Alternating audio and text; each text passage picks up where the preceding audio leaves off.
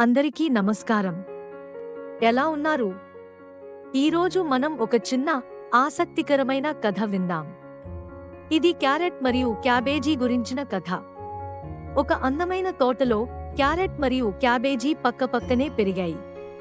Carrot భూమి లోపల పొడవుగా పెరిగింది. దాని రంగు నారింజ. క్యాబేజీ భూమిపైన గుండ్రంగా ఆకుపచ్చగా పెరిగింది.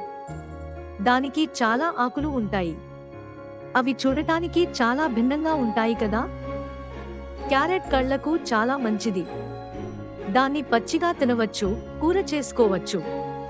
క్యాబేజీ కూడా ఆరోగ్యానికి చాలా మంచిది. దాన్ని సలాడ్లలో, కూరల్లో వాడతారు. ఒకరోజు క్యారెట్ క్యాబేజీతో అంది, మనం ఎంత భిన్నంగా ఉన్నామో కదా.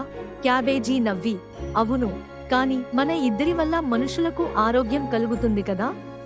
ఈ కథ మనకు ఏం నేర్పుతుంది? ప్రతి ఒక్కరూ ప్రత్యేకమైన వారని, వారి వారి ప్రత్యేకతలు ఉంటాయని.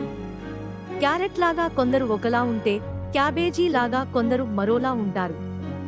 కానీ అందరూ ముఖ్యమైన వారే. మన భిన్నత్వంలోనే అందం ఉంది. ఒకరినొకరు గౌరవించుకుంటూ మన ప్రత్యేకతలను మనం ప్రేమించాలి. చూసారా ఫ్రెండ్స్, క్యారెట్ మరియు క్యాబేజీ కథ ఎంత బాగుందో. మళ్ళీ కలుద్దాం.